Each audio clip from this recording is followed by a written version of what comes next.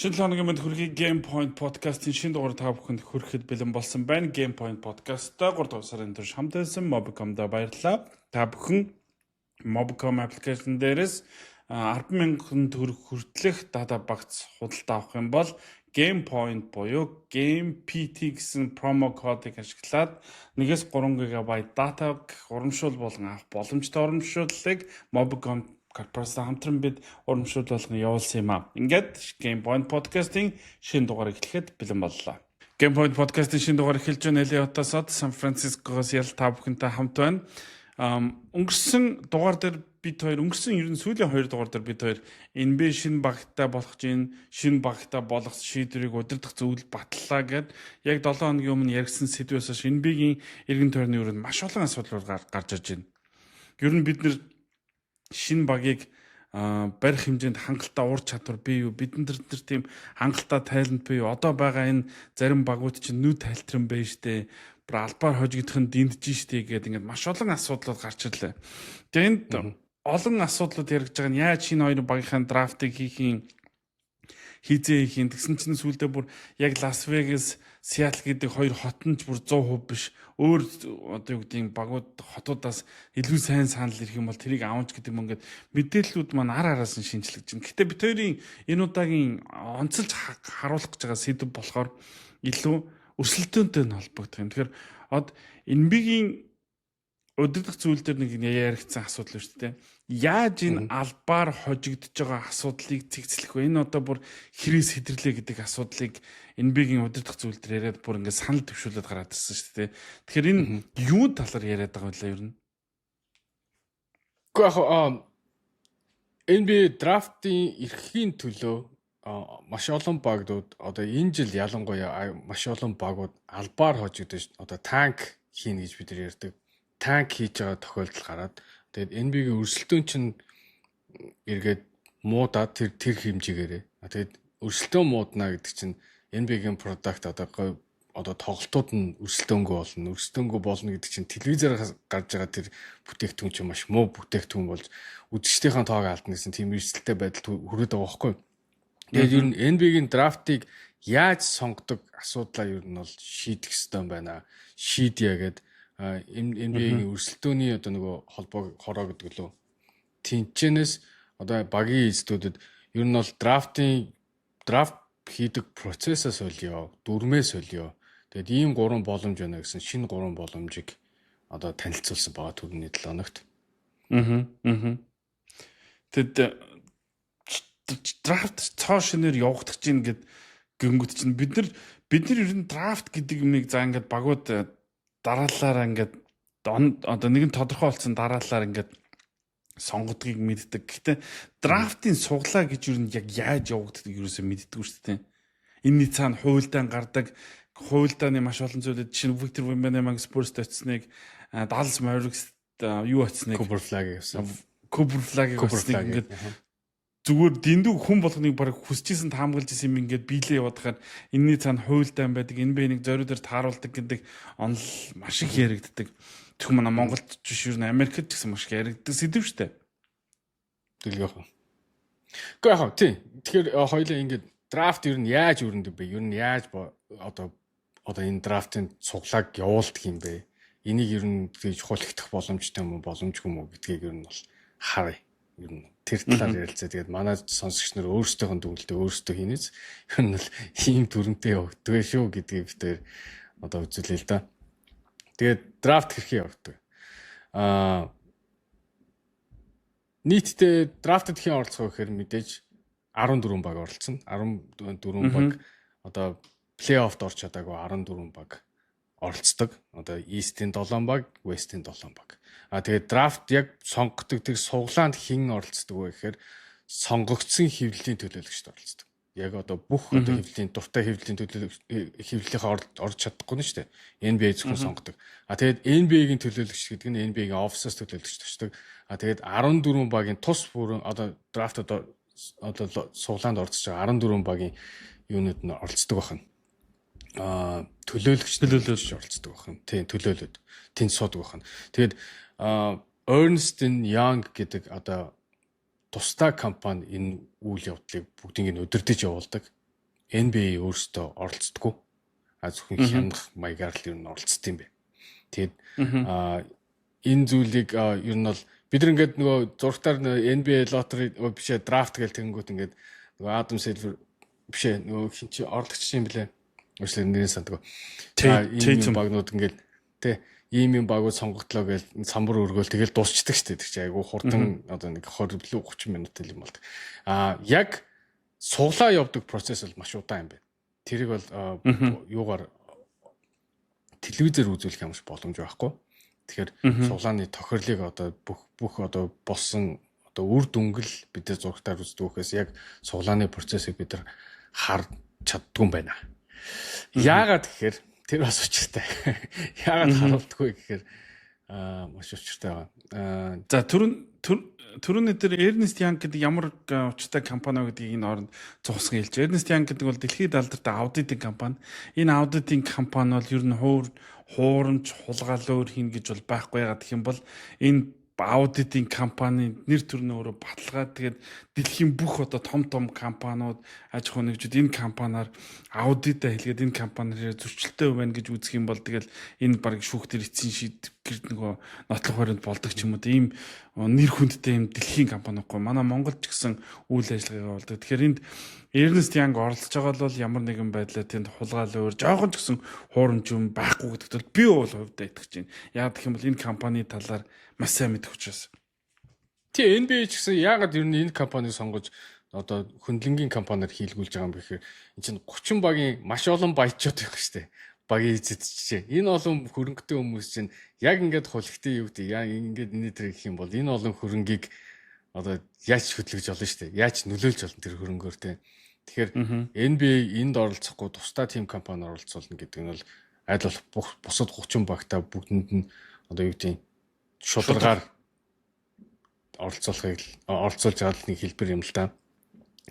За тэгээд 14 баг орно гэсэн тэгээд суглаагаар зөвхөн 1-ээс 4-р байрыг л тодруулдаг. 1-ээс 4-р байрыг л тодруулдаг. Тэгээд 5-аас 14-р байрууд болохоор 1-ээс 4-р байр сонгогдоогүй үлдсэн одоо багууд өөрсдийн амжилтаар ирэмблэгддэг.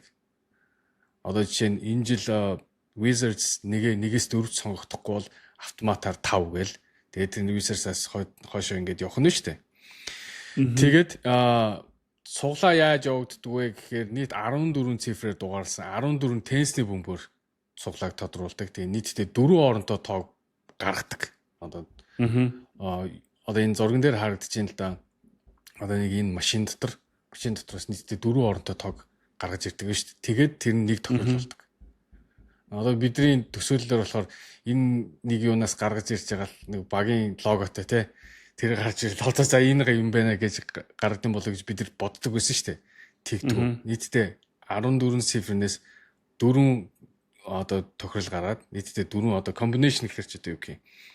Дараалсан тоогоор хослол за тооны бүрдэл тий тодруулдаг. Тэгээд 1-ээс 14 цифрыг ингээд давтагдаагүй тоогоор ингээд яхаар нийтдээ 100 биш 1000 нэгэн суглаа одоо гарах юм байна. Боломж гарах юм байна. Одоо 001 002 биш 0 орохгүй. Одоо гэж 1 2 3 4 0 орно шүү. Ягаад 1001 байгаа гэж? 1-ээс 14. За. Биш ягаад 1001-ийн суглаа байгаа гэж? Ягаад бол 1-ээс 1000 хүртэл яг 1000 тоо байгаа байхгүй юу? Тэгээд суглааны магадлалаар тэг гэдэг тоо гарч ирэх болно шүү дээ. Биш. Тэр чинь 0 гэдэг дугаар байхгүй. 0 гэдэг цифр байхгүй. 14 бөмбөг орно. 1-ээс 14-г л дугаарсан тийм тоо. Тийм. Тэгэхээр орохгүй. Тэгэхээр 1 2 3 тоо бас дотроо давтагдахгүй нь шүү дээ. Одоо жишээ нь 1 гэж гарч ирэхгүй. 1 2 3 4 1 2 3 5 6 гэх юм те. Ер нь тоо давтагдахгүй юм байна. Тэгвэл сонирхолтой. Тэгээд ямар ч боломж нь угаасаа давтагдахгүй гэхээр бас их сонирн болчлаа. За ямар ч байсан 1001 суглаа. Тий, дэсээ 1001 суглаа. Тэгээд 1001 суглааг драфтыг одоо лото явахаас өмнө 14 багт хувааж өгдөг. 14 багт. Тэгээд яаж хувааж өгдөг вэ гэхээр одоо жишээ нь одоо бид нар нөгөө одсууд ярьдаг штэ. Одоо тэр баг одоо драфтын нэгээр суулгахад тэдэн хувьтай одоо Dallas Mavericks түрүү жил 6% илүү тий. 6% байсан гэдэг чинь тэд нийтдээ 60 суглаатай оролцсон юм байна энэ лотерейд. Хамгийн дээд одоо хамгийн олон суглааг авж байгаа оролцдог нь 1-4 1-3 буюу хамгийн бага амжилттай 1-3 баг 140 одоо юутай орд юм бэ? Суглаатай. Одоо чинь энэ жилээр бол Indiana Pacers, Brooklyn Nets, нөгөө талаас Utah Jazz биш Wizards тэгээд Utah Jazz энэ 3 бол 140 суглаатай оролцсон гэсэн үг. Тэгээд дараагийнх нь 125, тэгээд 105 гээд хамгийн 14 дахь баг 0.5% чанстай буюу 5 хүн ширхэг суглаатай оролцсон юм байна л да. Тэгэхээр одоо ингээд хулигтэй ихээр бас хэцүү байна сте. Наад ч юм бол би яг ийм драфтын суглааг ингэж нарийн би ч бас өөрөө мэдэхгүй байсан юм байна. Тэгээд яг ингээд нарийн явагддаг. Би бол нөгөө нэг багуудын логотой ч юм уу те эсвэл ингээд нэг бөмбөг чинь ингээд тенсний бөмбөгийг хөлдөөгөөд ингээд гаргаж идэх мөрдгүүгээд нэг юм хуйлдааны онлон яваад янз янзын кинонууд дээр ч гараад байдаг шүү дээ. Тиймэрхүү юм боддог байсан чинь нэгдүгээр Ernst Young орд юм байна. Хоёрдугаарт эн чинь ингэж тоо тааруулна гэдэг бол хуйлдах боломж орол баг байхгүй шүү дээ. Ер нь баг байхгүй шүү дээ. Тэгээд нэг тоо. Тэгээд хөндлөнгийн байгууллагаар хийлэгдэв юм байна. Тэгээд хамгийн гол нэг тоо биш 4 тоо. Тэгээд яагаад зургатаар гардгүй гэхээр айгүй удаан процесс явдаг. Одоо жишээ нь одоо би жишээ нь нэг багийн эзэн байгаад манай баг нэгээр сонгогдчихэ. Тэнгүүд хоёр дахь багийг сонгохоор болно доо. Тэнгүүд дахиад надад байгаа 140 одоо 140 100 ч юм уу суглаанаас дахиад тараад байвал тэрийг dismiss хийгээд тооцоо болоод дахиад тэр процессыг явуулт юм байна. Хоёр дахь багаа олох хүртлээ. Олох хүртлээ 4 дугаар гаргаж ирнэ. Тэгээ 4 дугаар гаргаж ирт юм. Тэгээд айгүй олон гарч ирэх хугацаа хэдэн минут вэ тий? Тэгээд ер нь бол давтагдаад одоо ингээд процесс жоохон удаан байдаг болохоор зурагтаар гаргадаг юм. Одоо телевизээр бид үздэг юм. Зөвхөн сүүлийн одоо результыг л бид нар хардаг байна шүү дээ. Үр дүн. Процесс тийм удаан болдог болохоор ч ер нь баг ихний 4-ийг л сонсч суулдаг байна. Тэс бүгдийн суулгах бол наачтай замбраагүй юм болох юм байна. Тэгэхээр ер нь бол одоо эхний 4-т багтахын тулд тэгээд эхний 4-т багтуумаа гэд эхний 5 6-ыг авахын төлөө л ер нь энэ багууд ер нь бол танк хийгээд байна л гэсэн үг байхгүй. Эцэн мэндэ. Тийм ээ. Энэ суглагаар л одоо харахгүй маа гэхэд суглагаар бус ихний эрхийг авах нь шүү дээ. Гэхдээ тийм учраас энэний төлөө нэг бус багууд унаад байгаа нь би яагаад ийм олон баг зэрэг унаад байт юм бол гэсэн чинь дээрээс ерөөсө 5 дугаар байрын эрхийг баталгаад авахын тулд унаад байт юм ба шүү дээ. Тэгэд NBA угаасаа энэ үйлрэлд бол нэг албаар хожигдох тактик нь хитэрсэн. Тэр Utah Jazz бүр хожиж явж байгаа сүүлийн 2 минутанд суулгадаг лөө яадаг лөө бүр одоо бүр мартчих. Энэ үйлрэлийн Washington Wizards багийн бүрэлдэхүүн хүн те. За энэ дорнд бүст ингээд нэг албаар хожигддаг хитэн баг одоо бүр сүлд ингээд мөнхөрлөө штэ. Дээр нь хитэн баг өрсөлдөж доор нэг хитэн баг бүр жилийн жилд хомоол хамжлаадаг тэрэнд одоо Brooklyn Nets байна те.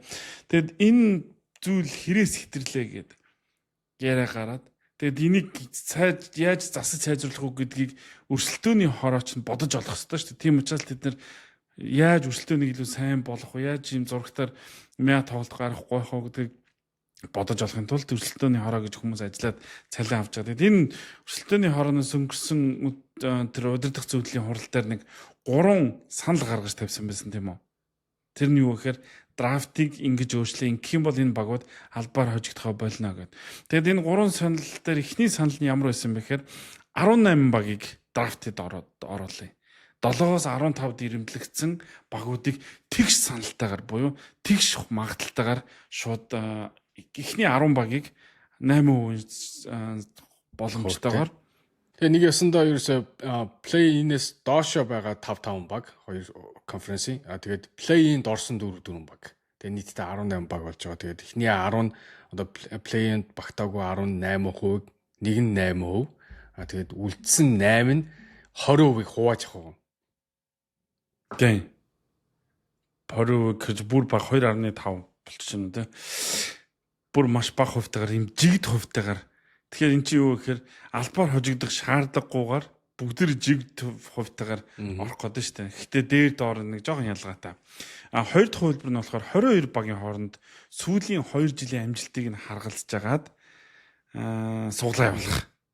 Энэ 7-оос 15 заа тэгээд плей-оффын эхний шатнаас мултарсан 4 баг биш 8 багийг оролцуулаад 22 баг. 8 баг. Нэгсэндээ 8 баг үлддэг хүртэл плей-оффт үлдсэн одоо бүсийн 4 хүртэл суглаанд орохгүй босод 22 багийн хооронд суглаа явуулчих. Гэхдээ энийг сүүлийн 2 жилийн амжилтаар нь харж үзье гэдэг юм санал гарсан ба. За 3 дахь санал нь болохоор 18 багийн хооронд 5-5-аар нь 5-5-аар нь одоо ялгаад гэж байгаа. Тийм. Ер нь ихнийх айгуу төстэй. Гэхдээ баг зэрэг. Гэхдээ надад бол энэ дээр бол тэр 22 багийн суглаа 2 үлрэлийн амжилт гэдэг бол нэг жоохон бодлонтой санагдаад байгаа. Харин эхний хувилбар бол надад хамаагүй боломжийн санагдсан. 18 багийн хооронд суглаа явуулна 10 багийн бүгдээрээ хамгийн доор бичигдсэн 10 багийн бүгдээрээ 8-8% боломжтой. 80-80 суглаатай гэсэн үг байхгүй юу? Яг зөв. Энэ дэр тэр тэгж албаар хожигдох шаардлагагүй шүү дээ. Тэгэхээр яг ийм болсон нөхцөлд албаар хожигдох шаардлагагүйгээр тоглолт бүрийн төлөө хожихын төлөө тоглож эхэлнэ. Энэ ч л бидний спортоос үзэхийг хүсдэг зүйл мөн биз дээ. Яг зөв. Өрсөлдөөн. Тоглолт бүрийг үзэхийг тоглолт бүрд өрсөлдөөн үзэхийг хүсдэг. Оклахома Сити тандартаа тоглох юм чи албаар хожигдох юм чинь гэж юусоо бодохгүйгээр аваргууд эсрэг хамгийн сайнаар үзчихье. Тэгэхээр би NBA-гийн өрсөлдөөний хороо NBA-гийн удирдах зүйл энэ дүрмийг дэмжих болов гэж харж байна. Гэхдээ энэ мэдээж альва нэг зүйл 100% хүн таалагдана гэж бол байхгүй. Тэр нь юу гэхээр нөгөө нэг энэ чинь нийт массаар сайн байгаа боловч жижиг зах зээлтэй багууд, супер од тогтдоггүй багуудад энэ доошоо унаж супер од авдаг энэ систем чинь бол ер нь бол ганц аварлана шүү дээ. Тэгэхээр тэр багуудад энэ бол систем халтаа систем. Тэгэхээр яг энэ тэгш болж ирснээр юу алдагдах вэ гэхээр том зах зээлтэй багууд цаашдаа доминант болох эрсдэл бас ажиглагдана. Тэгэхээр ямар ч байсан тийм болохгүй гэдгийг хийж үзснийхаа дараа л харах болоо да тий. Тэгээ бас энэ одоо энэ танк хийгээд байгаа одоо энэ үзэгдэл ялангуяа энэ жил үзэгдээд байгаа энэ үзэгдэл бол бас жил болгон бас тэгэж харагдаад байхгүй юм шиг санагдаад байгаа. Энэ жилийн драфтын одоо анги нэлээд одоо дип нэлээд сайн ур чадвартай хүмүүс орж ийн гэдэг утгаараа айгүй олон багууд бас танк хийгээд байгаа байхгүй. Тэгэхээр тэрний дараа яг жил болго яг ийм олон таланттай, олон ур чадвартай хүмүүс байх уугүй юу? Тэгэхгүй бол бас тэгж нэг танк хийхгүй шүү дээ. Яг ийм одоо юу гэдэг миний бодлоор сольчлоо, дөрмөө сольчлоо. Тэнгүүд тэрний яг сольсныхын дараа болж байгаа драфтанд одоо ур чадвар байхгүй бол энэ дүрм үйлчилж ийн гэн. Тэнгүүдээ дахиад цаашаа шал ондоогоор эсрэгээр ирчих юм лөө бас тийм боломжууд байдаг шүү. Одоо All Star-ыг нэг жилд бид нар ингээд засчлаа гэснээр дараагийн жил яг л баг гэдэг. Сүрдсэн шүү дээ. Тийм. Тэгэхээр хийж үзэл нөгөө нэг алдсан алдаага засаал хийж үзэл явах угаасаа тэгж энэ би бол тэр нөгөө сайжруулах тал дээр хамгийн сайн учраас нөгөө шинжилэлт хийхээс хизээч айдаггүй. Тэгээ шинжилэлт нь хэрэг буруу байх юм бол болж чаддаг юм машин инновацийг ингэж дорн аваад буцаагаад алдаага залруулаа явж чаддаг. Маш тийм мүлгэр жишээлийг учраас би энэ өөрчлөлтийг хүлээж авах болов гэж хувьдаа бодож байна. Бараг хүлээж аваасаач гэж бодож байна. Тэгэхгүй бол хараа би жишээ нь энэ үйлрэлд угаасаа нээцийн тоглолтыг надад үзэх шаардлага жаагүй. Wizards-ийн тоглолтыг би үзээгүй ер нь их олон жил болж байна. Өнөөдөр л нэг жоохон харгуу явлаа гэртээ тоглосон учраас эх жил бол харах бах яадлаа. Anthony Davis, Trae Young гитэр ороод ирчихээр бол өөр болох байх. Гэхдээ зүгээр тийм ийм багуудын тоглолтыг үзээгүй маш удаж штэ. Тэгэхээр эн чинь дандаа ийм байгаад байж болохгүй. Надад зүгээр тэр хамгийн таалагдж байгаа нь юу гэхээр тэр 2 жил дараалаад эхний 4 дотроос сонгохгүй гэдэг дүрэн бол ер нь бол хамгийн бэст нь л санагдсан. Тэгээ наад чинь ер нь л тий санал нэг байна. Гэхдээ тий бас яг чиний хэлдгээр одоо ингээд одоо яагаад энийг өөрчлөе гэдэг одоо мэдээж нэг продакт штэ. Одоо бүтээгдэхүүний чанар модод штэ. Одоо ингээд түрүүний 7 хоногт одоо match madness болоод нэгдүгээрт хоёрдугаарт ингээд NBA тэнгүүд тавьсан тоглолтуудаас штэ. Өдөрт ингээд 4-5 тоглолт болж хахад тэрнээс үзэх тоглолт байхгүй юм чи. Харин тодорхой ойлгомжтой үзэж явж өрсөлдөөн гарахгүй хин хожихын тодорхой тийм юу гарахаар чинь ер нь бол үзэгч алдаж ийн гэсэн үг шүү дээ. Тэгээд тэр телевизээр гарч байгаа юу үзэхгүй байх гэдэг чинь телевиз цаашлаад одоо рейтинг алдна гэдэг чинь зар сурталчилгаанаас олж байгаа мөнгө нь багасна л гэсэн үг шүү дээ. Тэгэхээр зар сурталчилгаанаас олж байгаа мөнгө багасна гэхэр чинь буцаагаад худалдаж авч байгаа контенттой бага мөнгө төлнө л гэсэн үг шүү дээ. Эсвэл комплайнтад тий асуудлыг шаардлага тавилна л гэсэн үг. Тэгэхээр эргээр бүх юм чинь нөгөө нэг бие биентэйгээ холбоотой зах зээлийн систем учраас тэгэд энэ ямар хэмжээний бизнес яригдаад байгаа вэ гэхээр эн чинь нэг баг нь 7-10 тэрбум доллар төлж орж ирэх ийм бизнес болчиход байгаа шүү дээ. Тэгэхээр чинь 7-10 тэрбум доллар гэдэг чинь манай улсын Монгол улсын өнгөрсөн жилийн төсөв чинь 9 орчим тэрбум доллар байсан шүү дээ. Тэгээ бодохгүй да ийм том хэмжээний маш том хэмжээний бизнес болсон учраас хин нэг хохироох, хин нэг хөрөнгө оруулагчаа одоо пүүшлэгч гэдэг юм уу тийм монголжуу юм бол байхгүй гэдгийг л энэ битээр энэ одоо нэг драфтыг ингэж задлж ярьснараа задлж ярьж харуулах гэдэг юм. Тэгэхээр мэдээж алдаа оноо энэ бит ч гэсэн байгаа. Тэрийгэ засах гал яваад байна. Энийг ингээд бидэд яг яаж засвал ямар сонирхолтой юм болох юм бэ гэдгийг хамгийн гол нийтээрээ хэлцээ явах нь их гоё юм аа. Тэгэхээр бас нэг хоёр тарж яриад нэмээд хэлэхэд тэр уулзалтаар бидэж 2 баг нэмхий одоо тодорхой болсон. 2 хотон тодорхой болсон. Las Vegas, Seattle Supersonics. Тэгээд бас нэг зүйл тодорхой. LeBron James багтаа болно гэж зөндөө олон жил ярьсан боловч энэ одоо юунд бол оролцохгүй гэдгээ өөрөө хэлсэн. Гэхдээ Kevin Durant, LeBron James Plan B гэдэг нэртэй ондоо лиг гаргаж магадгүй гэсэн бур шуун ниссэн шүү. Тэгээд тэр бол маш сонирхолтой юм шиг санагдсан. NBA төрсөлдөх лиг үү? Тийм NBA төрсөлдөх тийм. Одоо Plan B гэхэр ч одоо B plan гэсэн үг шүү дээ. Тийм. NBA-д орж чадаагүй хүмүүс өрсөлдөх одоо нэг G League шиг юм уу нэг тийм юм хийх юм болов. Би зүгээр нэрнээс нь тэгж ойлгосон. Тийм NBA ч нөгөө нэг энд бас нэг юм энэ лиг яриад байхад нөгөө нэг LeBron ч нөгөө Европын багуудыг оролцуулсан лиг хийх гэдэг. NBA ч тэр бизнесийг бас хийх гээд нөгөө Европ NBA-ийн багууд орсон лигийг дундаа зохион байгуулах гэдэг. Тэгсэн чинь хамгийн гол энд чи юу гэхээр Евролигийн эрх ашиг бас энд хөндөгдөд байгаа байхгүй. Тэнд байгаа багууд чинь наашаа гүгээд тэгэхээр тэр Евролиг чинь хэцүү байдалд орно шүү дээ. Тэгэхээр энэ бол төв хоорондын тэмцээнд асар их гад нөгөө аяллаа зөрүү дээрэс нь цагийн зөрүү яах вэ хөөгээд маш их яригтай л юм байна. Гэхдээ зүгээр ямар ч үсэн яригдаад явж байгаа нэг сонирхолтой. Одоо төгсгөлд нэг асуух юм байгаад байна. Энэ сэдвийн төгсгөлд танк гэдэг байгаа шүү дээ. Хойлоо нэг бол за NBA-ийн фэнүүд маань ч ойлгож байгаа. Танкинг буюу албаар хожигдох тактик. Тэгээд яг яагаад танк гэж үгийн утга нь Стон мэдгүй. Тэрийн нэр мэдгүй. Яагаад тийж нэрсэн. Танк айгу удаа явдаг болохоор тэгдэм болов.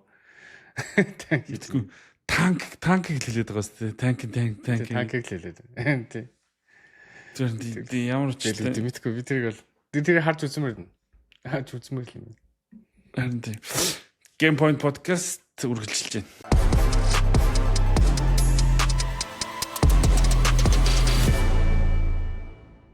Game Point podcast-ийн ивент тэтгэгчээр үе мөчний шингэн доктор Joint Movement Colcosum-ийн ажиллаж байгаа.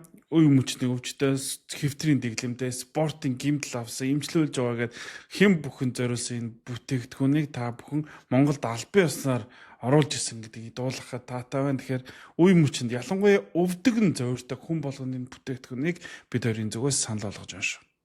Цогц найрлага бүхий үе мөчний шингэн доктор. Үе мөчний өрөвсөл өвдөлттэй, бэртэл гэмтэлтэй, спортоор хичээлдэг, ахмад настан, суугаа ажил хийдэг бүх хүмүүст тохиромжтой. Энэхүү бэлтгэл нь өрөвсөл болон өвдөлтийг намдааж, эдгэрэлтийг түргэсгэж, үений шингэнийг нөгснөөр үе мөчний хэвийн үйл ажиллагааг дэмжинэ. Үе мөчний шингэн доктор. Point podcast үргэлжилж байна. Бидний дараагийн ярих баг бол Orlando Magic баг. Тэгээд од зүгээр эхлээд нэг сэдвийнхээ өмнө юу сануулж байгаа. Orlando Magic багийн цаг нь нэрслээ. Orlando Magic баг одоо бол ирж яваа цаг гэл би жишээ нь хувьдаа сүүлийн 2 жил минь багийг магтаж байгаа байхгүй юу. Зүгээр л энэ баг одоо ингээд хамгаалтанд лигт номер 1 явж гин гэж өнгөрсөн жил ч ингээд бид нэр магтсан. Гэтэ энэ баг дээр юу гэдгийг асуудал яригдчих гисэн. Тэр нь юу гэхээр энэ сая 3 дугаар сарын 27-ны өдөр Evan Sider гэдэг их сурвалжийн мэдээлснээр Orlando Magic баг дотор за тэгээд багийн иргэн тойронд Jamal Mosley-г энэ улирал дуусгаад халж магадгүй гэдэг яриа гараад эхэлсэн байна. Jamal Mosley ерөнхий дасгалжуулагчийг. Тэгэхээр яагаад вэ гэхээр хэрвээ Orlando Magic баг дахиад ихний шатнаас мултарвал гэж байна. Энэ багч нөгөө сайн баг бүрдчлээ, ийм залуучуудаас бүрдсэн Paolo Banchero, Franz Wagner, тэгээд энэ Jalen Suggs гээд хамгаалт цайтай баг бүрдүүлчлээ. Хамгаалтаараа өнгөрсөн жил лигт нэгт явж исэн баг штэ бүр нэг хэсэг онцгороо. Тэгээд тийм баг бүрдчлээ гээд яг 2 үлрэл энэ баг нэгдүгээр шатнаас л мултарсан байхгүй. Энэ жил мултрах юм бол 3 дахь нь болно. Тэгэхээр энэ бол альва нэг ийм залуу бүрэлдэхүүнтэй багийн хувьд дасгалжуулагчаа халах шийдвэр мөн үг гэвэл хамгийн гэдэг юу гэдэг дуу нэгтэйгээр тимээ дасгалжуулагчаа одоо солио гэж хүн болгон хэлэх байх. Тэр Orlando Magic баг дасгалжуулагчаа халж магадгүй юм нөхцөл байдал дээр яг одоо байгаад байна. Харин яг одоо Orlando Magic багийг чи 20 дугаар шатанд орж байгаагаар харж чадж байна одоо орнод биз дээ. Гэхдээ 2 дугаар шат байтгаа ер нь байж тээ. Одоо ингээ байгаа сүүлийн хэдэн тоглолтууд төр хожигж байгаа ч одоо байдлыг ингээ харахад ер нь плей-оффд орох юм уу гэдэг асуулт байж тээ. Одоо шүү дээ East-ийн 8 зогсож байгаа байхгүй. Тэгээ East-ийн 8-ын плей-ины байрал дээр. Тэгээ плей-ины байрал за одоо ингээ өнөөдрийн байдлаар шууд тоглолоо гэхэд Philadelphia 76 баг 7-оор гараад тэгээ энэ хоёр чинь хоорондоо плей-ины байрал тоглож байгаа байхгүй. Тэгээ Philadelphia-г хожих уу? Одоо Paul George хүрээд ирсэн. Бүтэн багаар тоглож л шүү дээ. Embiid хүрээд ирсэн. Тэгээд Philadelphia-г хожно гэдэг бол яг guaranteed биш. Тэгээд доотлолт нь дахиад Charlotte Hornets, Miami Heat хоёрын аль нэг нь хоцсонтой тоглоно шүү дээ. Тэгэхээр ер нь бол энэ плей-оффын байрлалд орж чадах уу гэдэг чинь хамгийн ихний том асуудал байна шүү дээ. Ер нь нэр энэ одоо энэ плей-ины байрлалд явж байгаа дөрвөн багаас баг хамгийн сул нь Орландо олчих гээд шүү дээ. Тий, миний бодлоор бол би тэгж л харж байна. Тэр чинь бүр энэ жил бүр плей-оффгүй болох гээд шүү дээ. Яг зөв. Тэгэд энэ жил л шүү дээ. Ер нь бол яг хөө энэ жилийн ингээ харахад Franz Wagner-ийн бэртэл бол энэ жилийн одоо юунд бол одоо амжилтанд нь шууд нөлөөлсөн гэж миний хувьд бодож байна. Jalen Suggs бас орон гарan байсан бах те. Нэг олон юу тоглоог өшсөн. Бас гинтсэн. Тий. Тэгээ Desmond Bane-ий трейдер авчирсан ер нь бол асуудлыг шийдсэн гэж эхний юу эхлэхээс өмнө удирдал эхлэхээс өмнө ярьжсэн. Гэхдээ энэ багч нь бүтэн тоглоог болохоор Desmond Bane яг одоо импакт байгаа үгүй бас хэлж мэдэхгүй байна. Тэгээд Franz Wagner нь орж ирэхээр Paolo Banchero-той бас хамт тоглож чаддгүй нэг тим юм байсан түрүүжил байсан. Тэгээ энэ жил ч гэсэн бас яг тэр хоёр хамт тоглосон цөөхөн тоглолтод очсон харуулсан шиг санагдаад байна. Би миний хувьд шүү дээ. Энэ Desmond Bane-ий энэ солилцоо шүү дээ. Угаасаа бүтлгүүтсэн гэдэгт бол би ховдоо маш их төгөлтүүд бол ховдоо хүрчээд байгаа байхгүй. Орландо Magic баг шүү дээ. Энэ үлрэлд хамгаалтынхаа рейтингээр за хэдгээр хүнд явж байна. 16 дугаар хүнд явж байгаа хамгаалтынхаа рейтингээр. Тэр энэ ч нөгөө Jalen Suggs, Desmond Bane нэтрэг гэдэг явчихсан энэ багч нь ийм намхан баг болчиход байгаа байхгүй юу? Маш намхан баг болчиход байгаа. Гэтэл Орландо Magic баг өнгөрсөн жил хамгаалтынхаа рейтингээр 19 дугаар биш 109 он алдаад 2 дугаар өрөнд явж исэн багчтай од. Хоёулаа өнгөрсөн жилийн лигийн шилдэг хамгаалалтаа багийн талаар уг нь яриад байгаа байхгүй юу? Тэгсэн чинь Desmond Bane ирсэн чинь энэ баг хамгаалтаараа 16 болсон. За яг Franz Wagner гимтсэн. Окей, Paolo Banchero гимтсэн, Jalen Suggs гимтсэн. Гэхдээ энэ нөгөө багийн соёл гэж нэг юм байсан байхгүй өнгөрсөн жил. Тэнгүүд Desmond Bane бороод ирэхээр энэ баг хитрхийн намхан болчихж байгаа байхгүй. Jalen Suggs намхан. Desmond Bane намхан. Тэгээд талбай дээр бүгд 30-аас дээш 35-аас дээш минутууд талбай дээр тоглодог тоглогч нар. Энэ жил бүр тэр Black гэдэг тоглогч бүр онцгорлоо л да. Гэхдээ Black-ийг байгаа үед илүү их оноо алддаг нь үнэн бохгүй. Тэгээд би бол Desmond Bane-ийн солилцоо дасгалжуулагч солисон хүүгээс үл хамаарад бол би бол фейлдсэн гэж хувьдаа хараад. Гэхдээ энэ бол зүгээр Desmond Bane ирснээр энэ баг ингэчлээ гэж буруух ямар ч боломжгүй. Яагаад гэх юм бол Desmond Bane ирээ сайн тоглож байгаа. Desmond Bane-ийн сайн тоглолтыг сул талыг нь бусдаар нөхөөлөх нь бол дасгалжуулагч өөрөө. Гэхдээ яг энэ байдлаар одоо ингээд плейний байдал байгаа байдлаас харахад бол Жамал Мөслийг дасгалжуулагч бол ализын ажлаа алдсан харагдаж байна. Нэрээ сая харсан чинь юу 2 дугаар шат мат баг плей-офф руу орж 7-8 руу орж чадах юм уу? Хамгийн гол асуудал байна. Энийг хоёулаа өнгөрсөн жилч цохуулгаж исэн. Энэ жилч подкастер яриаг боловч хоорондоо ярьж исэн. Джейсон Тэйтем, Джейлен Браун хоёр дээр авраг авах хүртэл яригдчихсэн зүйл. Энэ хоёр би бинийхээ хөл дээр гიშгээд байгаа юм шүү гэдэг яриа Джейсон Тэйтем, Джейлен Браун дээр гарч исэн шиг Пауло Банкеро, Франц Вагнер хоёр дээр энэ үлрэлийн туш гарч байна. Өнгөрсөн үлрэлч гэсэн ярьжсэн. Энэ хоёр хамтдаа тоглож ирнэ амжилтанд хүрэхгүй юм биш үү? Би бинийхээ хөл дээр гიშгээд би бинийхээ амжилтыг хойшин татаад хамтдаа байхаараа ялагдаад идэм биш үү гэдэг юм таамаг. Энэ үлрэлт баг боддоор биелчлээ гэж би хувьдаа хараад байна.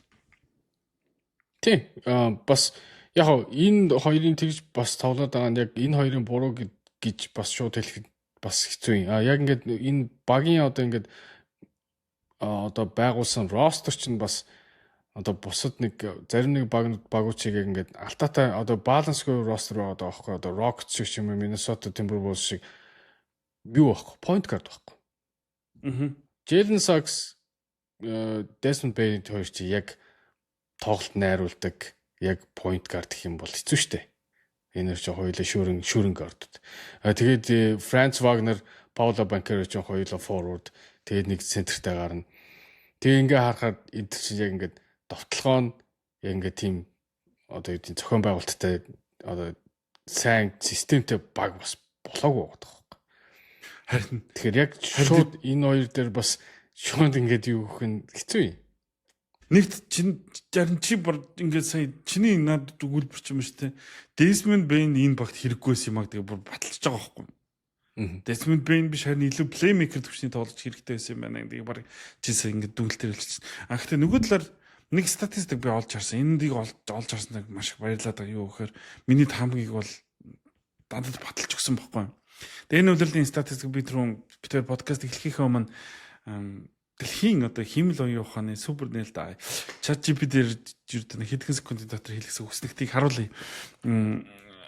Зурган жоохон өөр болсон байл шүү. Тэрнээс статистикд нь бол бүгд яг бодит үнэн статистик дээр зөрүү байхгүй. Тийм нэг хүснэгтийг бэлдсэн. Тэгээ нэг хүснэгтэн дээрээс харахад байна шүү дээ. Франц Вагнер, Пауло Банкеро хоёр хамтдаа тоглосон үед багийн амжилт 9-9 гэж байна. Тэгэд бинийгээ тоглоог үед оноо нэмэгддэг. Франц Вагнер жишээ нь Банкерог байхгүй 20 оноо авч байгаад 23 оноо авдаг бол Пауло Банкеро 19 оноо авдаг гэж байгаад 23.4 оноо авдаг. Тэгэхээр статистикийн хувьд ч тэр багийн амжилтын хувьд ч тэр энэ хоёр юу гэхээр хамтдаа тоглохоор сайн биш. Тусдаа тоглохоор сайн байгаад байгаа байхгүй. Тэгэхээр аль нь магадгүй альфа авах. Аль нь альфа авах. Тийм учраас зэрэг нэг дор байж болохгүй энэ хоёрыг салгаад үзэх нь бараг сонирхолтой надад санагдаад байгаа байхгүй юу? Миний бурууч байж болно л доо.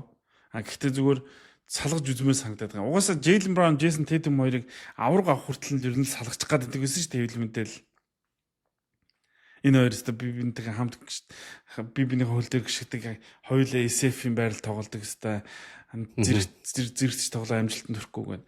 Тэгээ яг одоо байгаа Орландо Мэжик багийн бүрэлдэхүүн бол энийг бол чиний хэлдгээр холбогч байхгүй учраас засаж чаддаггүй. Гэхдээ магадгүй холбогч ирсний дараа бол Jalen Suggs ч юм уу Desmond Bane аль нэг нь байхгүй болсны дараа нөхцөл байдлаараа өөрөөр харагдчих болох юм л да. Тийм учраас Орландо Мэжик баг би бол чиний түрүүний хэлдгээр саяны плейний үснэгтээс харахад юу 2 дугаар шат эхний шатанда орох гэсэн плей-оффд орох гэсэнд нэргэлзээтэй юм байна. Жамал Мөслийг дасгалжуулагч халагдах юм байна. Тэгээ дээрэс нь энэ зам баг дотор нэг өөрчлөлт гарч магадгүй юм байна. Ямар ч үсэн энийг чи бит хоёр ингээ хараад яаж яах гэхээр чинь Орландо Мэжикийнхэн бол дотор алидын хараад ярьсан л байгаа шүү дээ. Бид нарт холбогч хэрэгтэй байна гэдэг тий. Тэгээ тэр холбогчоо авчираад үзээд үнэхээр болохгүй бол дараагийн асуудал нь Пауло Банкеро, Франц Вагнер хоёрыг салгах болоо да. Тэрнээс шууд тэгж амархан салахгүй хаа. Энэ хоёр ур чадварыг чинь авах гэж бас олон жил доош унсан шүү дээ. Тий. Гэхдээ биш тий яг ингээд яг тэр одоо хүсэж байгаа эсвэл одоо чи түрүүн хоёулаа альфа биш бах гэж ярьж штэ. Яг хэрэг муу юм уу? Альфа биш юм шүү. Одоо чинь Пауло Банкеро одоо дийг 4 жил тоглож чинь тий. мэдгүй тоглолт нь ерөөсөө өссөнгүй шүү дээ. Одоо үнэн. жилдээ 20 оноо, дараагийн жилдээ 22, тэгээ 25, тэгээ дахиад 22. Энэ ерөөсөө 25 он дээшлэхгүй шүү дээ. Энэ чинь альфа хүн чинь үдэд одоо бусад багийн альфануудыг хараа л да. Бараг л 30 оноо, 30-аас дээш оноо дунслах гэдэг байгаа шүү дээ. Гэхдээ болохоор салгаад бодол бүх юм хийж ассисттэй. Харин баг тэгсэн дэр юм шүү. Орландо Мэжикийн хувьд дахиад Аарон Гордон шиг л юм болтлоо л гэж бодож штеп. Орландо Мэжик Аарон Гордоныг нэг хэсэг альфа гэж үзээ за үнэхээр болохгүй юм байна гэдэг Денвер Наггетс руу яваад рол тоглогч болоод тэр хүн яг хэрэгтэй газар. Тэр бол тэнэглээд шүү. Явуулдаг уу? Надад бол биш ээ. Орландо Мэжик Аарон Гордоныг угаасаа багийнхаа од гэж хүлээж ирсэн надад бол угаасаа үнэхээр тэнэглэлсэн. Тэр тоглогч угаасаа од биш байхгүй юу? Супер рол тоглогч гэдэг нь бүр анхнаасаа ойлгомжтой байсан шүү дээ. Тэгэхэд л тэр хүнд ингээд гэрийг нь зүгэл хүссэн юм зүгэл бөмбөгний эрх мэдлэг зүгэл ингээд байлгаадсан. Тэгэл харалта Никола Йокичийн дэргэд ирээд бүр ингээд төгс тохирдог баг ингээд төрөхтөө бинтгээ хамт саксуулахад зориулагдсан юм шиг төгс рол тоглож байгаа зү. Аа. Тим тоглогчийг Пауло Банкероч гэсэн ер нь бол тим юм шиг л надад санагдаад байна шүү. Тэгээд одоо чи энэ харалта цалингийн цэс ингээд харангуут шүү дээ. Ирэх жилээс нөгөө max extension орж эхэлж байгаа байхгүй. Тэгээд 41, 47, 51 сая гэдэг. Одоо 4 жил энэ багийн цалингийн цэсний хэд хувийг авч байгаа. 25, 27, 26% авч штт. Тэгээд яг үнэхээр яг энэ төвшөнд тоглож чадах юм уу гэдгийг одоо энэ эхний 4 жилээс нь харах юм бол мэдгүй миний бодлоо нэг тийм хангалттай биш юм шиг санагддаг шүү. Тэгээд дээрэс нь Франц Вагнергүй өсөөд 23 оноо тундчлна гэдэг чинь альфа биш байгаа байхгүй тийм чинь тийм үстэй. Тийм гоо одоо тэрэн дээр ч юм бол марга гаргаалга зүгээр харин тийм учраас магадгүй салгаад үзүүл арай хийндээ хийлүү хэрэгтэй юм болоо. Тэгээ хараа л да нөгөө талаар бас холбогч авчиж үзэх хэрэгтэй байх. Энэ жил нөгөө нэг сакс их тоглолтын гэмтэлтэй байсан учраас энэ Энтони Блэкгээ тоглогч цоорлоо штэ. Холбогч юм байл. Тэгэхээр Энтони Блэк ч холбогч шүүхгүй. Бас л довтлох чиглэлийн өөрөө оноо самбарлууд дайрдаг чиглэлийн юм жижиг биетэй нуруу өндөртэй юм хамгаалагч واخгүй. Тэгээ энэгээр холбогч хэлээ л ш. Тэгэл бодолтой. Тэгэхээр холбогчгүй сакс бөмбөгийг Орландо Мэжик энд нэг нүдэд байна. Тэнд Houston Rockets нэг нүдэд байна. Тэгээд эцэст нь юу болж байгааг хараа л та. Аль аль нь хүлээлтэн төрхгүй. Тэгээ Орландо Мэжик хамгийн гол нь хамгаалт нь 2 дугаар байрнаас 16 руу унана гэдэг бол үнэхээр харамсалтай. Тэгэхээр энэ багт өөрчлөлт зайлшгүй хэрэгтэй. Би бол тэр өөрчлөлтийг дасгалжуулагч нь биш л гэж бодож ин. Гэхдээ дасгалжуулагчаас л эхлэх бах та. Тийм. Одоо төрмийн давгуу гэдэг шиг дөрмийн дагуул дасгалжуулагчаас л тэгээ одоодын лиг юм чинь тэгэл одоодоо эхлээ та авч үлдэн тэгээд тэр тохирсон дасгалжуулагчийг хааж үзэн тэгээ болохгүй бол эхнээс нь солихолохтой л гэж бодож байна.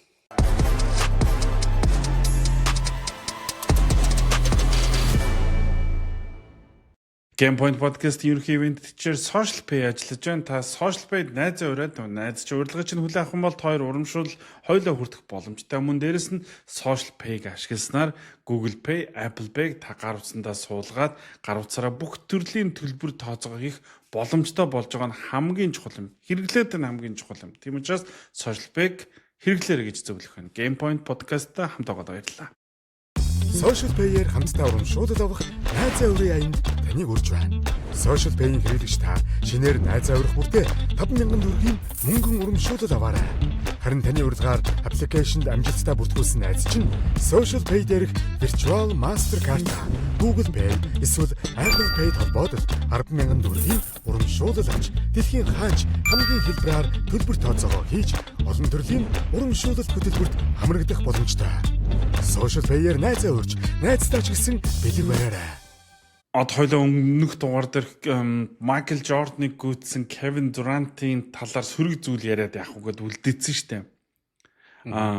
Тэгээд сая бас холбогчгүй тоглолоо Орландо Мэжик нөгөө талд Houston Rockets гэж ярьлаа л да.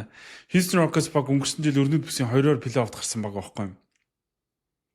Энэ жил хэдгээр өрөнд явж байгаа лээ. Энэ жил одоогийн байдлаар 6-ад явж байна. Харин лав 2 дугаар байранд биш нэ ойлгомжтой. Тэгэхээр Кевин Дурант ирээд энэ багч амарга авах гэж оролдож исэн баг Кевин Дурант ирсэн чинь бүр 6 руу унчлаа. Дээрээс нь сүүлийн тоглолтууд сая тэр Миннесотад хожигддаг тоглолт нь одоо бүр NBA-гийн түүхэнд байгаагүй л үйл явдал болох шиг боллоо. Нэмэлт цагт тэрс галзуу он авахгүй. гал Хожигч 15-0 хийлгүүлээд өөрөөсөө 13-0 хийчээ тэгээд араас нь 15-0 хийлгүүлэрч бас л. Мэдээж тийм ээ. Уусаа энэ үйлрэл Houston Rockets-ийн талаар зөндөө ярьсан. Холбогч байхгүй. Энэ бол бодит үнэн тийм үү? Гэхдээ холбогчос гадна талбай дээр багийн уур амьсгал биш байгааг нэг бус удаа харлаа. Би өмнөх дугаар дээр хэлж байгаа дэрсэн. Манай үзэгчид зарим нь харсан баг зарим нь харахгүй. Алпарын шингэн Кевин Durant-ад яаж довтлохоо явуулах талаар заагаад байгаа байхгүй. Гэхдээ тэр бол би юу гэж саксон бөмбөгийн талбай дээр нас үл харгалзаад, туршлага үл харгалзаад яг тухайн моментыг илүү мэдэрч байгаа нь би биендээ зааж сургадаг тохиол байдаг л да. Байх ч ёстой. Яг гэх юм бол чи илүү тайван байгаа ч юм уу те илүү нэг өөр өнцгөөс хараагүйг нь хараад хилдэг штэ. Тэгсэн чинь Кевин Durant-ийн биеийн хэлбэр надад тэнд юус таалдаг байхгүй. Үзэгч рүү харснаа энэ удаа яагаад байгаа ингээд тийм биеийн хэлбэр гаргасан штэ те. Энэ удаа юу вэ гэд энэ чи Алпарын шингэн багийнх нь хамтрагч байхгүй. Тэгэхээр тэндээс харахад надад бол Houston Rockets-ийн энэ тааруу яваа зүйл нь дангаж холбогч биш дээрэс нь багийн уур амьсгалтай холбоотой юм болов уу гэж харсан. Нөгөө талаар нэг тоглолтод хожигдж байгаа сэлгийн сууж байгаа байдал нь юу гэхээр мэдээж хожигдж байгаа баг хязгаарч ад жаргалтай байхгүй. Гэхдээ хожигдж байгаа баг хоорондоо ярилцдаг, хоорондоо бинтээ шаардлагатай зөвлөдөг, муудалдаг. Houston Rockets-ийн сэлгээ тэр цавцлахын үеэр баг юу ч яриахгүйс хоорондоо. Тэр бол сайн илэрэл биш аахгүй. Тэгэхээр би хувьцаалахороонд нэг могоо орчижээ л гэж хэлэх гээд байна. Тийм үү? Зөв үү? би бас л тэгж бодож байна. Угаасаа All-Star-аас хойш ер нь All-Star хүртэл гайгүй явж байсан шүү дээ. Тэр чинь нунаал босоод янз бүр ер нь бол гэхдээ нэг муу багийн тоонд л ер нь бол орохгүй л явж байсан. Тэгээд All-Star-ийн үеэр тэр нэг хуурамч аккаунтаар багийнхнаа муулдаг гэсэн скандал гараад тэгэл ерөөсөө тэрнээс хойш ер нь бол Houston Rockets гэдэг баг ер нь нар үдсэнгөл гэж миний бодож байна. Тэгээд зөвхөн Timberwolves хожигдсон биш. Miami Heat-д бас нэг хожигдлоо. Тоглолт дуусчихад хожигдсон. Lakers-д 2 дараалж хожигдсон. Miami Heat-ийг хожсон юм байна, sorry. Яг гэхдээ хожигдсон гаалтаа. Гэх мэтлийн энэ хожигдлууд нь бол угаасаа багийн chemistry байхгүй. Багийн одоо тэр нэг скандалаас болоод ер нь бол бинийг үзэхгүй болцсон юм байна гэдэг дүгнэлтэнд яалтчгүй хүрхээр л.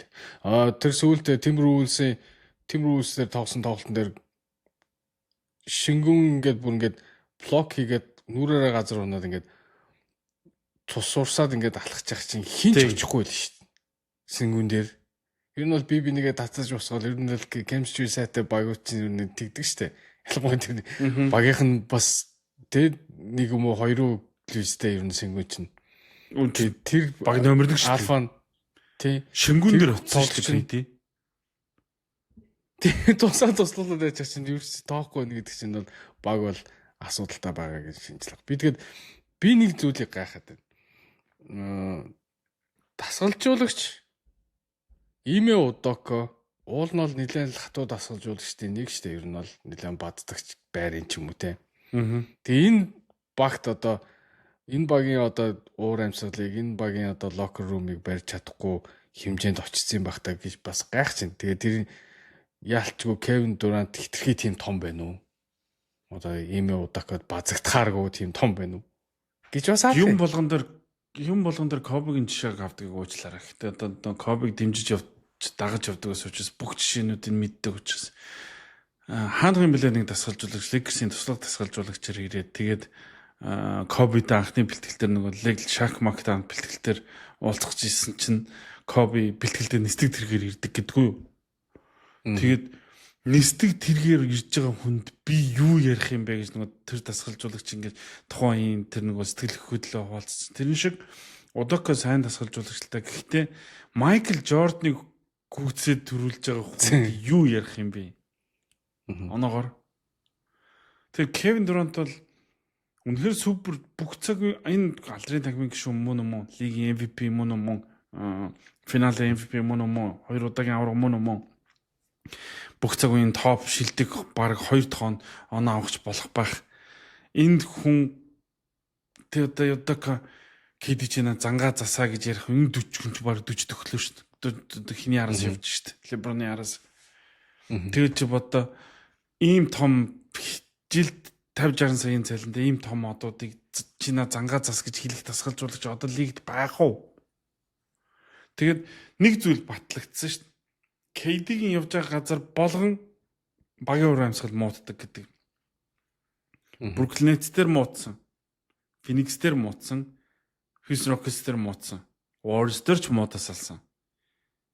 Тэгээд энийг KD-д асуудал байгааг бах, Green-д асуудал нь байсан бах, Harden-д асуудал нь байсан бах, Bradley Beal-д асуудал нь байсан бах гэдэг ингэ явуулсан чинь KD явмагс тэр багийн амжилт сайжирдаад байна гэдэг чинь KD нөгөө тэр өрөөнд ордог могоо нь олцоод байгаа юм биш үү гэж би дүгнээд байна л да сүулдэ. Тэрээс би KD-д саяны хүртэл буруу өгдөггүй л байсан. Тэгээ саяны тэр burner account буюу хуурамч аккаунтаар ингэж тэр хуурамч аккаунтн дээр хамгийн гол нь юу бичсэн гэлээ. Одоо шингүүнийг хамгаалтгүй IQ муутай, вообще Jabari Smith IQ муутай. Ер нь Jabari Smith шингүүн хоёрыг л ер нь бол хамгийн их болцсон. Ер нь би ийм хамтагчтай байхад яаж би хожих юм бэ? Ер нь бол би л барыг хамгийн минь хийгээд штэ. Ухааны юм л ярьсан л юм л та. Тэгээд хинтээ. Харин тэр одоо энийг group chat байсан юм билээ гол нь тэр нь. Тэгээд яг ямар хүмүүс байгааг нь мэдэхгүй. Гэхдээ Kevin Durant-ийн нэг entertainment компани байд юм байна л да. Одоо Boardroom гэдэг нэг подкаст яваад байдаг штэ. Аха. Kevin Durant-ийн. Тэгээд тэр подкастыг хийдэг одоо тэр нэг ажилтны интер байсан юм билээ тэр group chat-д нь. Тэгээд тэр group chat-ийн тэр нэг юу гэд дэлгэцсэн чинь тэр ажилтнаа халтж барьцсан байгаа байхгүй. Хараас нь. Тэгэхээр бараг л үнэн байгаа даа тий. Үнэн л болж таарад байгаа юм л да. Тэгээ дараа нь Kevin Durant-ийн тэр зүйлийг ингээ гарсны дараа Jabari Smith шингүүн өрчмөс Instagram дээр тэр нөгөө cryptic нөгөө учир бүтүүлэг story enter хийж мэдсэн. Тэгээ дуу муу жоохон дийсэлж мэсэлсэн ч юм уу нэг тиймэрхэн байсан юм шиг л би тэр нэг ухаж яагаагүй болохоор би сайн мэдэхгүй.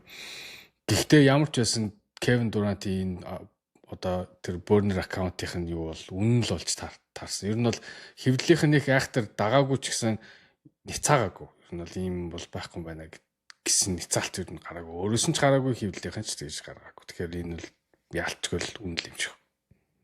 KD ганц бий те. KD ганц бий. Энэ ганц бий нийл хийдэг ажил байхгүй.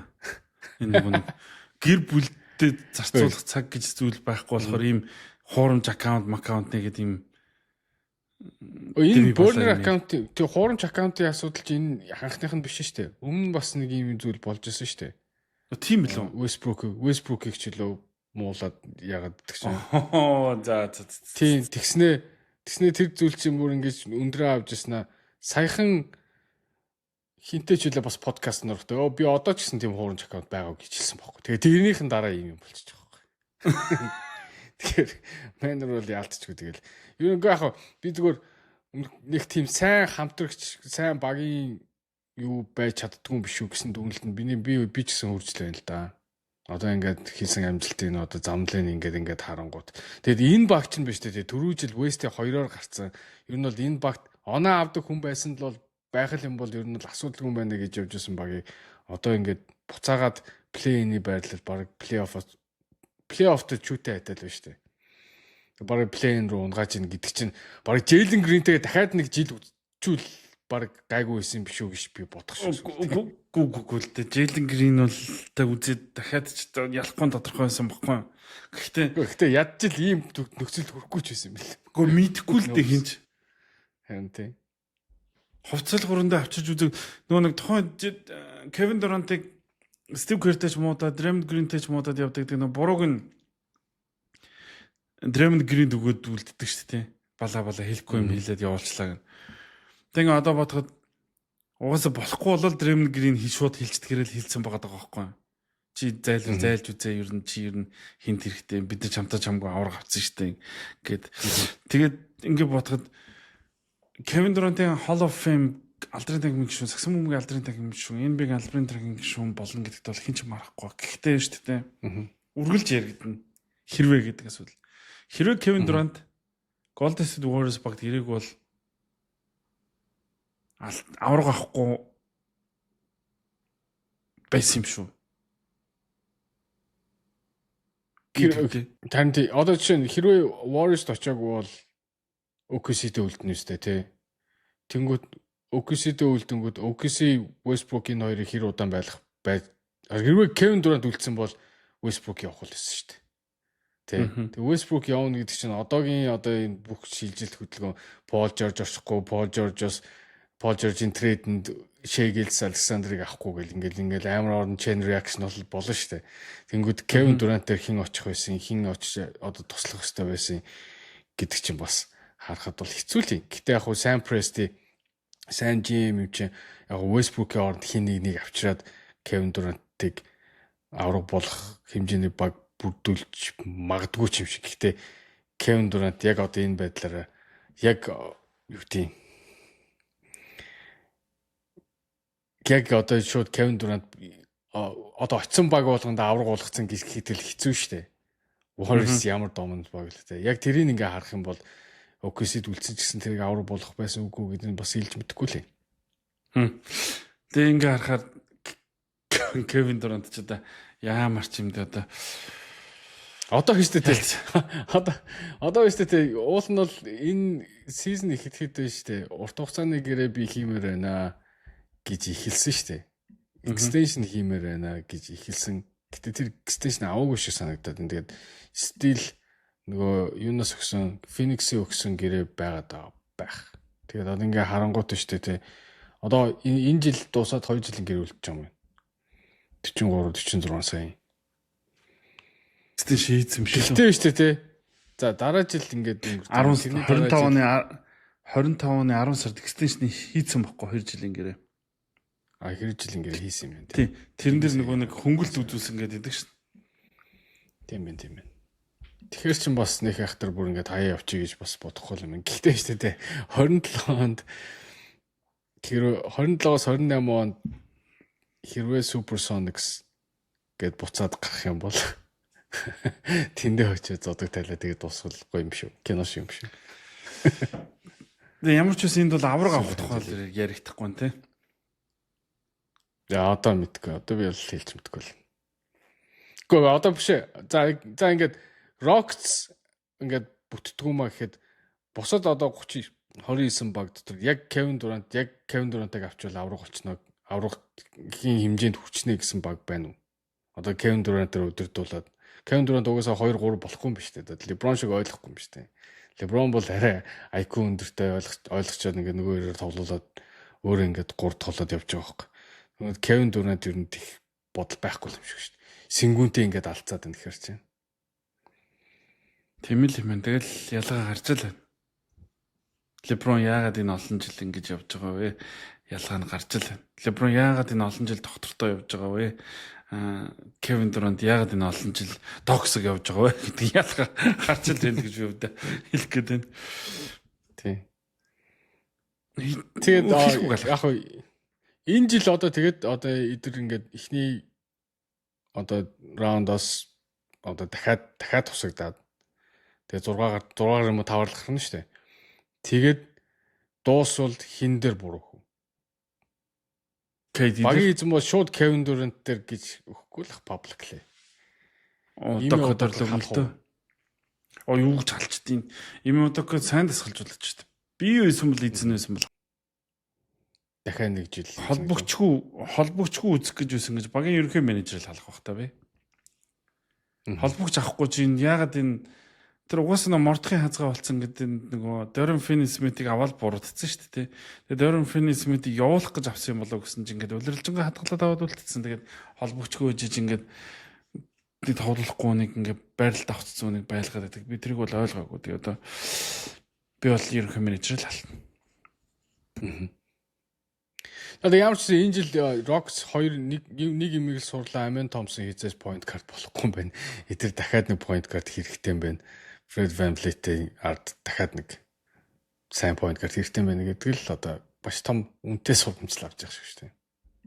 хайр юм баггүй бүтэн жилээр ингэж сургалт авна ч тийм удирлын эхний 2 сард л тодорхой байсан зүйл шүү. Тэгвэл ер нь угаасаа амийн домсны холбогчийн байрал тоглуулна гэдэг санаа нөрөө хинээс гарсан тэнэг санаа байсан юм бүстэ бүүм тэгээд үнэхээр тэнэг санаа байсан шүү л гэдгийг одоо удирлжингаал харж байна да. Бид нар хамгийн гол нь харамслаад авраг авахд одоо ганцхан тоглолт тутуна гэж ярьж исэн баг штэ. Тэгэхэд авраг авах юу авраг авах плей-оффт орох уугүй юу гэдэг юм яриас сууч штэ одоо.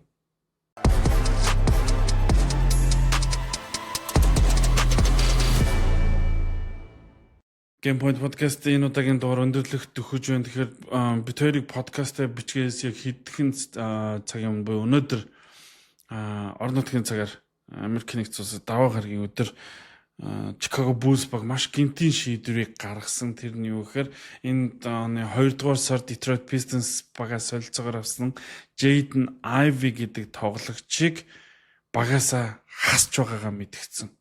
Тэгэхээр Jaden Ivey гэж хэм бэ гэхээр 2022 оны драфтын 1-р тойргийн 5 дахь сонголт буюу rookie гэрээндээ явж байгаа ийм өсөж хөгжих боломжтой од болохгүй л дээ угаасаа од болох байсан Detroit Pistons багт болох байсан. Гэхдээ од болдоггүй махад сайн рол тоглох боломжтой тоглогчийг ингэж солилцоонд оруулахгүй шууд багаасаа хасах тэр шалтгаан юу байваад гинт ингэж хасах.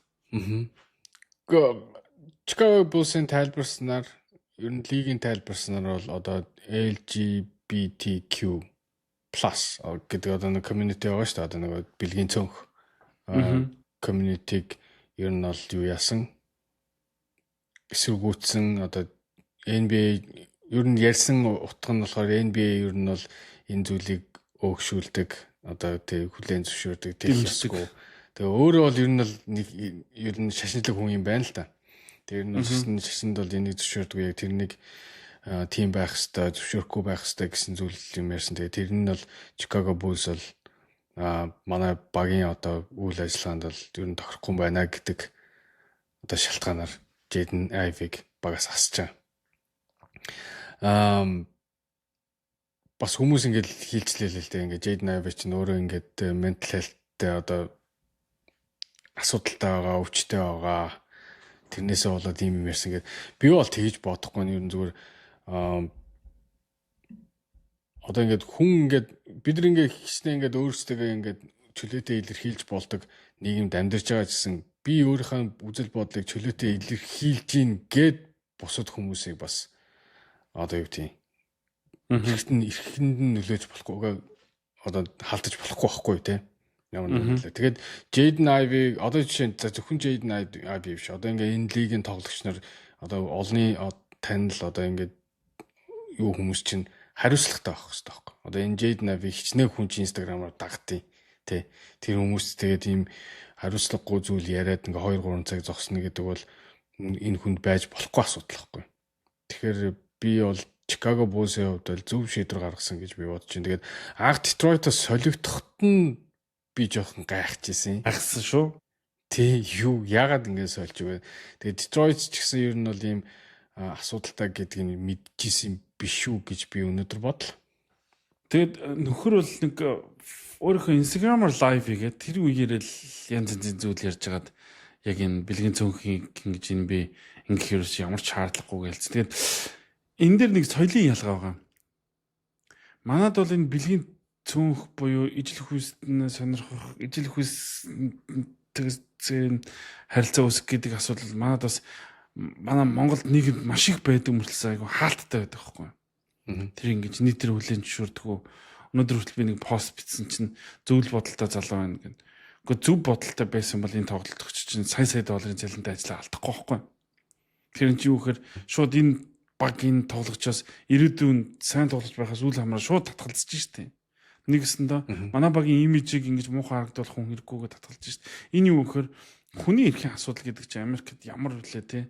Гудамжны homeless буюу орон гэргүй хүн байх хүртэл хүний эрхийн асуудал штеп те. Тэр хүн заавал юм халуун байшинд байх ерөөсөө алдгүй штеп тийм үстэй. Нийгмийн өмнө тийм хариуцлага хүлээгээгүй штеп. Тийм учраас ижил хүстэн байх тэр эрхийн би чинь одоо чинь надад амар шокны л байсан. Би яг Монголд ижил хүстэн баарнууд байдаг. Би тэрийг нэгийнч бүр харж лээсэн л да. Миний нэг ордог газрын хажууханд яг ижил үстэй бар байсан юм билээ. Ингээд тэнд орохоор ингээд янз янзын зүйл хардаг анхаа шок оржсэн. Гэхдээ энэ дэрэд ингээд энд чинь хоёр эрэхтэй онгуудамжинд ингээд хөдөлсөж явж байгаад за орой уулзаа гэдэг үнсэлтэй салах малах гэж ингээд харах чинь ингээд эхлээд ингээд юу харж байгаа гэж бодсон шүү дээ. Эхлээд одоо болд чи ингээд тэр хүмүүсийн асуудал ахгүй надад ямар ч хамаагүй.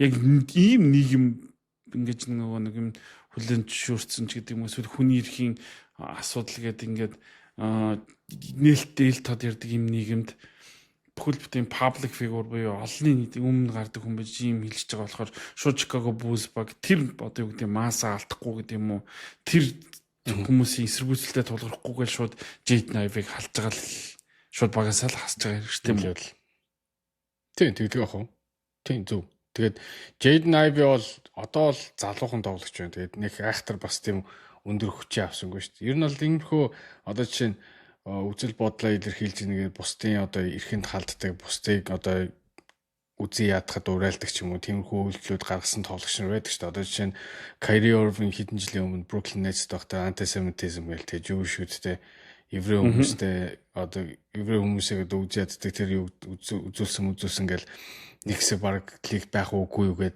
яг нь Kyrie Irving үнэхээр сайн тоглогч үнэхээр супер од болохоор үлдчихэж байгаа юм те Dallas Mavericks дахиад нэг боломж аваад үлдлээ шүү дээ.